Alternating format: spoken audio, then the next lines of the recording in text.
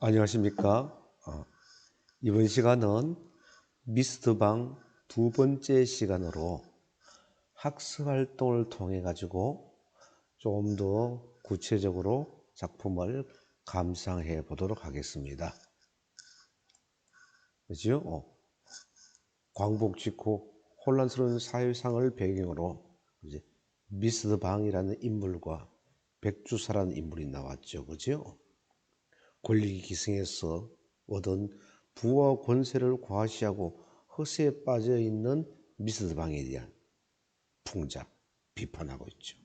또 백주사, 지난 잘못을 반성하지 않으며 수단과 방법을 가리지 않고 목적을 이루고자 하는 인물이죠.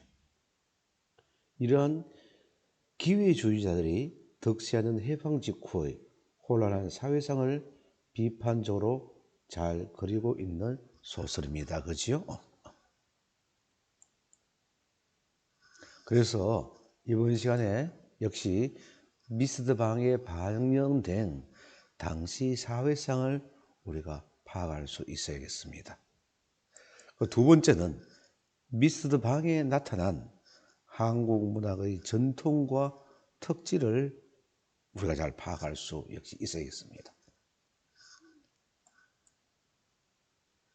그럼 학습활동 해설을 이에요. 미스터 방. 조부가 고을의 아전을 다녔고 아버지가 집신장수인 하층민 출신이었고요. 그죠? 그런 상황에서 그럼 백주사가 출신이 어땠을까? 간단하게 좀 써보도록 할까요? 아까 조상이 어떤 사람이었냐면 조상이 호조 판서였죠. 그리고 영의정까지 지낸 사람이었고요. 그러니까 굉장히 간단하게 설명하면 명문 집안 출신이었다. 요게 지금 포인트라고 볼 수 있어요. 잘 나가는 집안이었다는 얘기죠. 자, 일제강점기 해방 전이겠네요. 해방 전에 어떤 모습이 있었죠? 얘가 결국에는 이것저것 다 해봤으니까 상일꾼으로 살았었고, 상일꾼으로 살면서 일본도 갔었고, 그 다음에 상해도 갔었고, 그 결과 신기료 장수가 된 모습이 해방 전에 있던 미스터방의 모습이었고요. 일제강점기 때 백주사 모습은 뭐였냐면 그 아들이 일본 순사였잖아요. 그러니까 그 아들을 믿고요. 부와 권세를 누렸던 이런 인물이라고 볼 수 있죠. 그러니까 친일 행각을 했던 사람이 바로 백주사. 이 당시까지는 이렇게 해서 이 백주사가 잘 나갔던 시기. 앞에서 한번 설명했었죠. 자, 해방 후에 뒤집어지죠. 얘는 부와 권세를 한순간에 모두 빼앗기는 몰락을 하게 되고요. 쉽게 말하면 몰락했다라고 볼 수 있겠고, 이쪽은 미군 장교를 힘입어서 통역을 하게 됨으로써 미군 장교를 힘입어갖고 온갖 부와 권세를 누리는 장면을 여기서부터 얘가 가져간다고 볼 수 있겠죠. 간단하게 정리했나요? 자, 그럼 두 번째 파트예요. 갑시다. 해방 이후에 미스터방과 백주사와 이들의 권력 피라미드를 한번 그려보라는 거예요. 제일 위쪽에 누가 있을까? 해방 이후에. 해방 이후에 제일 위에 있는 건 당연히 누구겠어요? 미군이겠죠. 그러니까 여기는 S소위가 당연히 있어야겠고요. 그럼 S소위 바로 밑에 누가 있을까? 방산복과 백주사라고 볼 수 있다면 여기에는 이제 방산복이라고 하는 미스터 방이 여기에 존재해야겠죠. 그리고 여기에 아마 백주사라는 사람이 이렇게 해서 맨 마지막에 다 뒤집어졌다. 이렇게 볼 수 있을 것 같아요. 그럼 방산복 같은 경우에는 어떤 사람이냐면 사실은 보잘것없는 사람이었죠. 이런 신기료 장수였었는데 이러한 신기료 장수가 어떻게 뒤집어졌냐면 나중에 가서 미군 장교의 통역을 맡아서 부와 권세를 누리는 그런 사람이라고 볼 수 있었죠. 그런데 다만 주의할 건 나중에 한순간에 결국은 몰락을 하게 되죠. 이렇게 몰락하게 된 모습이 나온다는 거 여러분 체크하셔야 돼요. 자, 다음 백주사 같은 경우에는 굉장히 어떤 집이었죠? 엄청나게 잘 나가는 명문 집안이었죠. 그런데 이 명문 집안에 친일 행각을 했었는데 이 결과 나중에 재산을 몰수당하게 되고 지금은 그 재산 몰수당한 것들에 대한 회복을 도모하고 있는 상태라고 볼 수 있을 거예요. 그러니까 지금 이렇게 연결되는 거라고 볼 수 있겠고 현재는 이렇게 연결된다고 볼 수 있겠네요. 이해하셨나요? 자, 그러면 이거와 통해서 1과 2 활동 결과 바탕으로 미스터방과 백주사가 어떤 인물이었을까요? 이 둘의 공통점은 여러분 딱 봐도 아시겠죠? 굉장히 기회주의자적인 모습이 되게 존재하죠.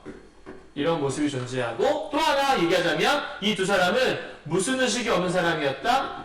역사의식이 부재한 사람이었다. 그 얘기는 지극히도 개인주의적인 사람. 그래서 자기만 잘 살면 된다고 생각하는 사람이 바로 이 미스터 방과 방산복과 백주사라였다는 것들 이렇게 기억하시면 그게 어렵지 않을 것 같습니다. 됐나요?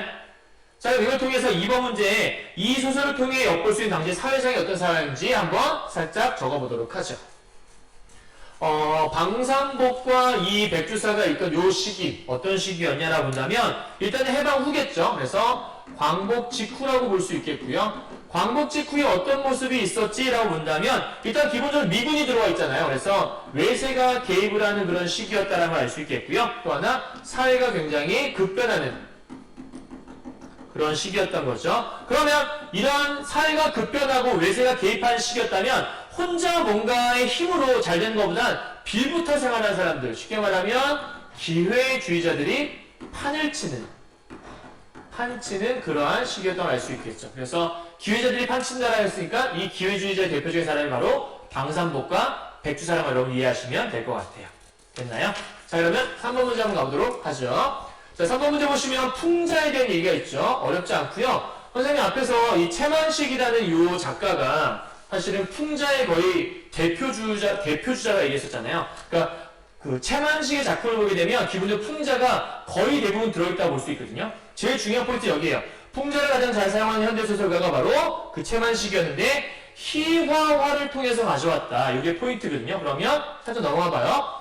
미스터 방을 어떻게 희화화해서 묘사했었어요? 그러니까 보니까 여기는 뭐 예를 들면 뭐 툭 나온 뭐 눈망울 이런 거 아까 설명했었고요. 그 다음에 뭐 시커먼 손등 이런 거 설명했었고 마지막 하나가 뭐 판무식했다 이런 얘기를 막 설명했었어요. 그리고 백주사 같은 경우에는 뭐 아까 뭐 대추씨만한 뭐 이런 얘기 했었었고 그다음에 뭐 앙상한 노랑수염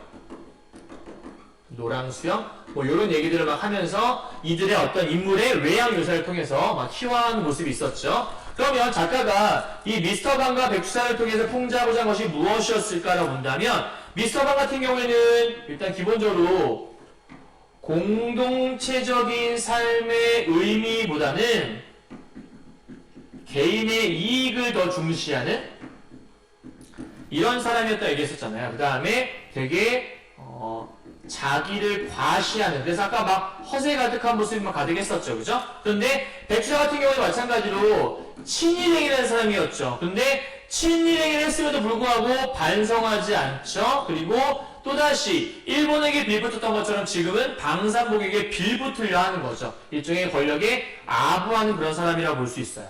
그러니까 이 둘의 모습을 딱 보면 알겠지만 이들은 자기의 힘만으로 뭔가 해볼 생각을 하지 않고 누군가한테 빌붙어서 그래서 앞에서 얘기했던 그 기회주의자적인 모습을 계속해서 보여주고 있다라고 설명하시면 되는 거예요.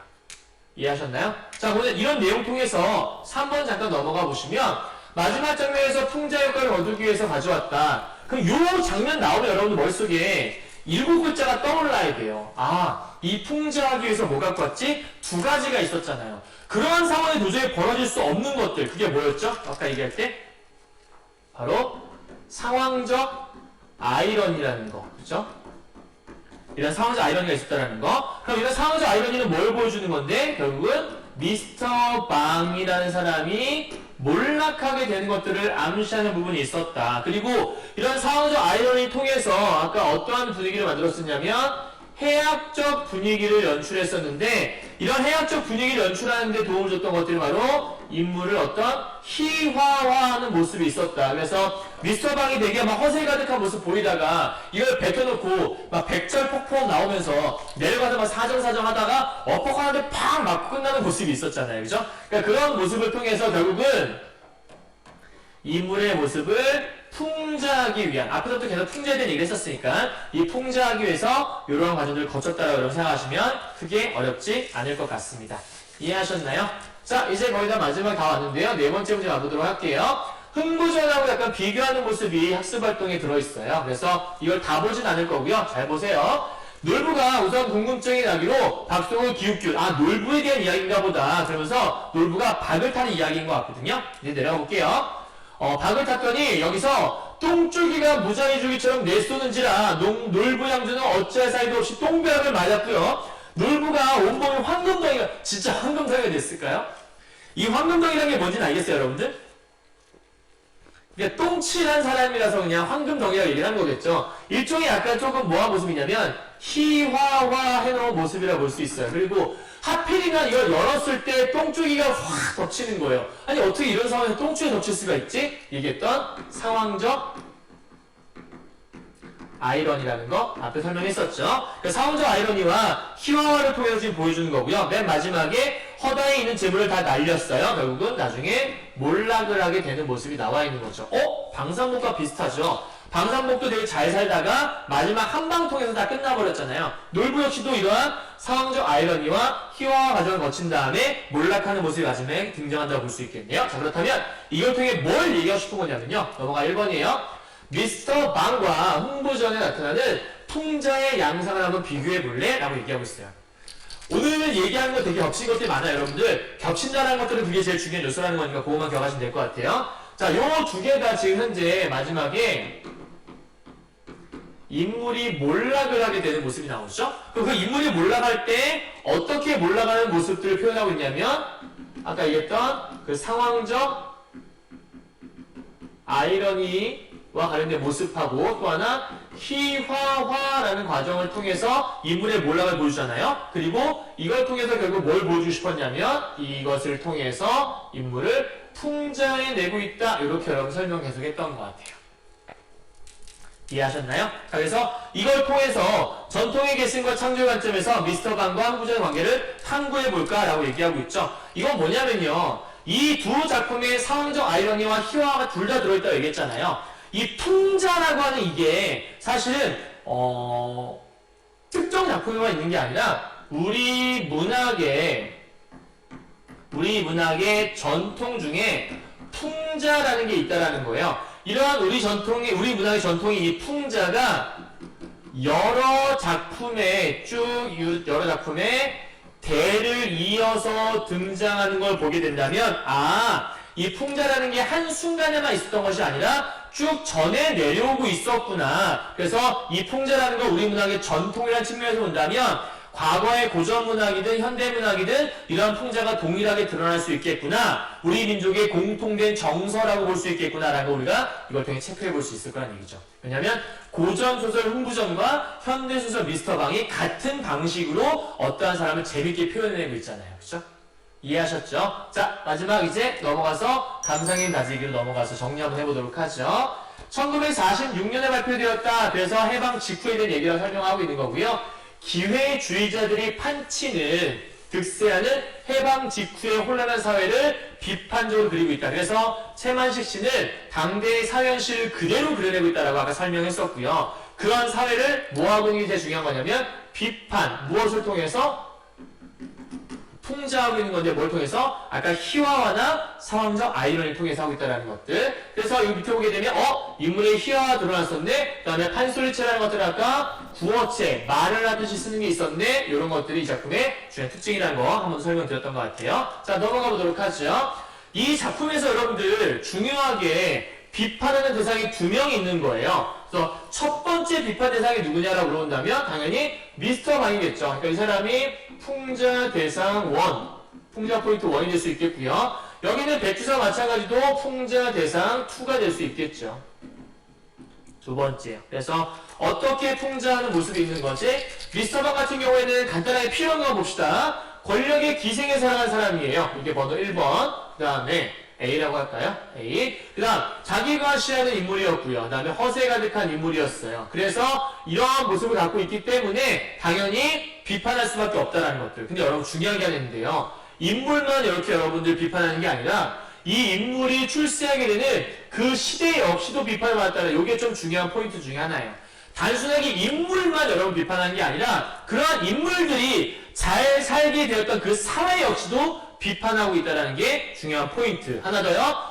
백주사의 모습은 어떤 모습을 비판을 받았었냐면 친일파였다라는 거 첫 번째 비판받은 인물이고 새로운 권력자에게 고개를 숙여 청탁하는 이 기회주의적인 모습들도 비판의 대상으로 존재했다는 거 여러분 기억해 주시면 될 것 같습니다. 이해하셨죠? 자, 마지막 파트예요.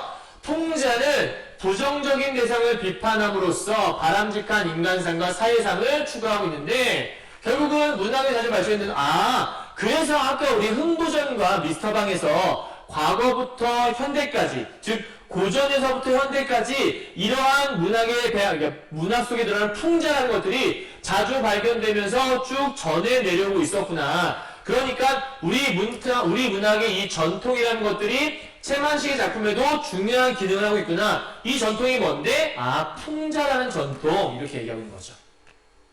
이해하셨죠? 그러면 우리가 오늘 요 미스터방을 배웠다는 머릿속에 절대 떠나면 안 되는 게 풍자. 요 얘기 절대 떠나시면 안 되는 거겠죠. 이해하셨나요? 자, 마지막입니다. 이것만은 꼭꼭꼭 정리해 넘어가도록 하죠. 권력을 쫓아 기회주의적 행동의 일사를 세태를 비판했었고요. 세태 소설이다. 당시 세태를 반영하는 거라는 뜻이에요. 다음 풍자 소설이다. 비판하는 뜻이라는 거고요. 다음 사실적, 해학적, 비판적. 얘기하는 거 알겠죠? 그죠? 그러니까 당대 사회를 그대로 반영하는 것들, 그 다음에 재밌게 표현했고 풍자하고 있다는 것들. 당연히 전적 작가 시점이라는 걸 말하는 알 거고요. 나가 등장하지 않으니까요. 그러니까 인물을 희화화하고 있다. 왜 풍자하기 위해서? 판세 설체는 구어체 문주니까 말해도 알 것 같습니다. 되셨나요? 여기까지요? 자, 좀 길게 설명하게 했었는데 좀 쭉 설명한 내용들 잘 기억하시고 예, 학습 활동 잘 보았습니까? 예. 다음은 145쪽에 있는 작품의 갈무리를 통해서 우리의 감상의 힘을 다시 한번 다져보도록 하겠습니다. 들으면서 화면을 보면 되겠습니다.